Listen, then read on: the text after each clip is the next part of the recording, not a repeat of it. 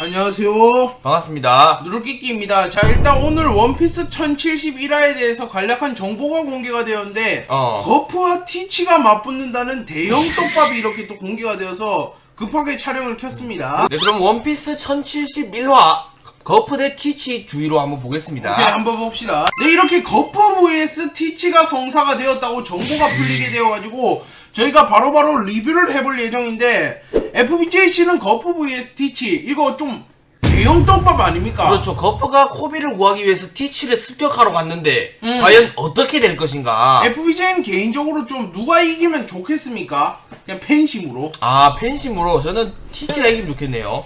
티치가 이기면 좋겠다. 왜 티치가 약간 거프가 티치를 잡아버리면 루피가 너무 긴장감이 없어진다. 오케이, 알겠습니다. 근데 또 민심들을 보면 거프가 이겨라 이런 민심이 많긴 해요. 티치가 좀 비호감 어쩔 수 캐릭터고 없어 그거는. 거프는 호감 캐릭터이기 때문에. 자, 일단 거프와 티치가 이렇게 맞붙으면 재밌는 점이 굉장히 많아요. 그래서 저희가 관전 포인트들을 많이 좀 적어봤습니다. 한번 봅시다. 자, 일단 관전 포인트를 한 번씩 살펴보도록 합시다. 일단 첫 번째는 티치가 과연 거프의 딜을 버틸 수 있을까? 그렇죠. 또 티치가 받는 데미지가 2배라 가지고 안 그래도 거프 주먹이 센데 이거를 버틸 수 있을까? 한 대 맞으면 죽는 거 아닌가? 이런 말이 많죠. 거프의 딜이 어떻게 보면 원피스 세계관에서 1등이 아닐까 싶습니다. 뭐 흰수염의 지진 펀치, 로저의 카무사리 뭐 이런 것도 있지만 뭔가 더 세 보이는 느낌이 거프의 무장색 주먹. 거프의 핵펀치이기 때문에 티치가 과연 버틸 수 있을까? 왜냐하면 티치가 또 그냥 일반적으로 맞아도 죽잖아. 그렇죠. 그런데 데미지까지 2배로 받는다? 이러면 치명타 같은 거야, 자기 혼자.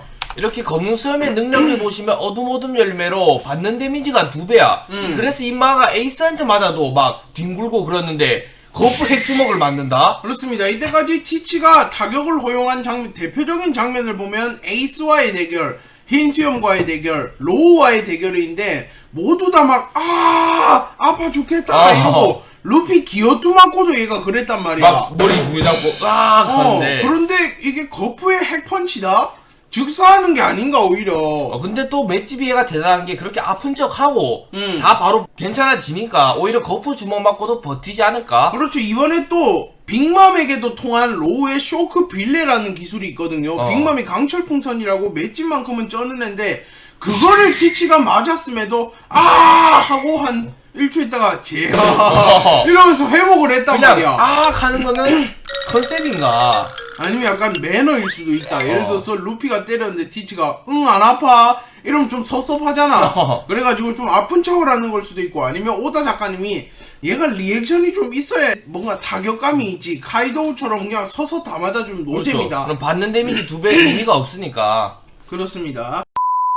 자, 이렇게 거프가 또 주먹이 제일 세다고 자부하는데 비능력자잖아 또. 그렇기 때문에 얘가 그냥 무장색으로 후리면 얘가 방어할 방법이 없는 거야, 티치가. 어떻게 보면 어둠 열매만 먹었다고 치면 티치가 좀 더 불리하네. 오히려 열매를 먹어서 뭐 얘 능력자 아니어서 끌어당기기밖에 실제로 안 되는데, 끌어당기면 손해죠. 거프 끌어당긴다면 맞으면 가까이 오면 거프가 팰 거니까. 그래서 어떻게 보면 티치가 좀 불리할 뻔 했다가도 또 이제 흔들 열매를 먹었잖아. 그리고 또 어떤 열매를 또 먹었을지도 모르니까. 그렇죠. 막 새로운 열매, 페가수스 열매라든지 뭐 케르베로스 열매 이런 걸 먹었을 수도 있고, 아니면 말보알 열매 비슷한 걸 먹어서 거프가 죽였는데 살아나는 거지.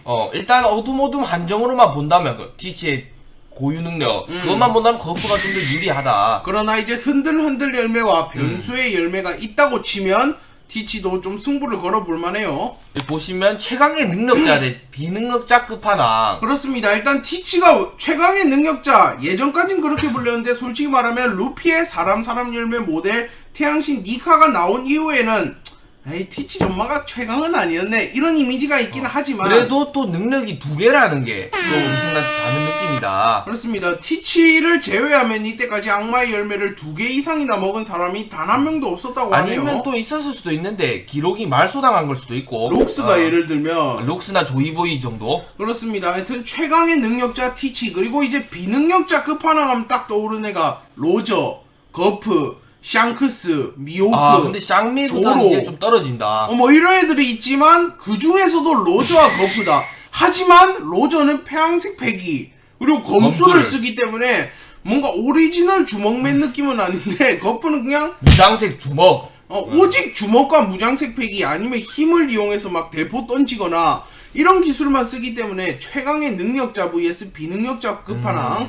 그리고 카이도우가 또 이런 말을 했지 않습니까? 능력만으로는 세상을 지배 못하고 패기가 제일 중요하다면서. 그런데 과연 이 대결에서는 과연 패기맨이 이길지 아니면 또 반전으로 능력자가 이길지도 궁금합니다. 자, 이렇게 티치가 능력을 2개 흡수하면서 최강의 능력자라는 타이틀을 획득했습니다. 그렇습니다. 흔들흔들 열매 저거 하나만으로 초인계 최강의 악마의 열매라고 불리면서 거의 원탑 취급을 받았는데 어둠 열매까지 달려있어가지고 이 사람이 이겨넘는 최강의 열매죠. 그리고 또 콤비네이션이 잘 맞는 게 어둠으로 끌고 흔들로 때리면 뭔가 수비 방어 다 되는 느낌이야. 그렇습니다. 그리고 약간 다인전에서도 좋아요. 예를 들어 거프가 버스터콜로 함대를 엄청 끌고 왔다. 그러면 바다 뒤집기. 아니면 어둠으로 모든 걸 없애버리거나.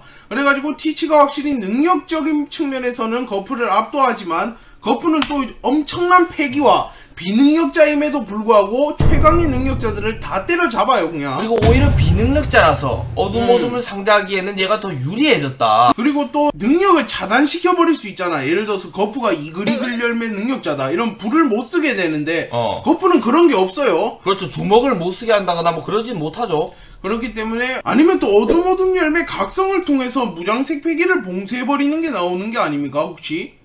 그래서 티치가 막 30년 동안 노렸던 열매일 수도 있다. 근데 그렇게 되면 너무 사기긴 한데 하여튼 아직 흔들흔들하고 어둠이 각성이 나오진 않았어요. 뭐 이미 나온 게 각성이다 뭐 이런 말도 있지만 그렇죠. 흔들흔들 경우에는 대기에 금을 가거나 이런 게 이미 각성일 수 있어요. 하여튼 티치의 능력도 좀 더 풀릴 거고 거프의 전투신도 이제 자세하게 풀릴 거다. 이때까지는 솔직히 거프가 양악밖에 안 했거든요. 루피랑 노는 거랑. 그렇기 때문에 늙은 거프의 진가가 드러날지. 자, 그리고 이제 아오키지가 돌발 행동을 할 수도 있다. 왜냐하면 일단 검은 수염 해적단에 이번에 아오키지가 합류를 했지 않습니까? 하지만 아오키지 이 사람이 거프를 가장 존경하고 거프의 은혜를 입었다고 하는데 거프가 티치랑 싸우다 죽어간다. 그럼 아오키지가 어떻게 보면 티치랑은 정이 안 쌓였잖아. 아오키지 돌발 행동 이게 제일 큰 문제 중 하나다. 아니면 아오키지가 냉정하게 잘 가쇼 영감 이러면서 거프를 오히려 다구리 깔 수도 있고. 그렇죠. 제파 죽인 것처럼 잘 가시오 거프 선생 하면서 아니면 나 옛날부터 니 싫었다 뭐만 하면 쳐 때리고 이럴 수도 있어요. 그래서 아오키지가 도대체 어떻게 행동할지에 대해서도 이 전쟁에 큰 영향이 갈 것이다. 예를 들어 뭐 바제스 오거 이런 애들은 깜짝거려봤자 의미가 없는데 근데 아오키지가 이렇게 해군에 만약에 스파이였거나 해군 쪽으로 돌아서 가지고 티치를 공격하게 된다면 아마 티치라도 이건 지지 않을까. 티치도 런처해도 솔직히 말하면 1대1도 버거운 애들인데 늙은 거프랑 아오키지면 얘들이 다구리를 친다? 이러면 그냥 끝장나요 티치도. 그리고 쿠잔이 해군 쪽이었을 수도 있어요 처음부터. 해군 스파이. 그렇기 때문에 쿠잔의 행보가 정말 중요하다. 그래서 쿠잔이 어떻게 할지에 대해서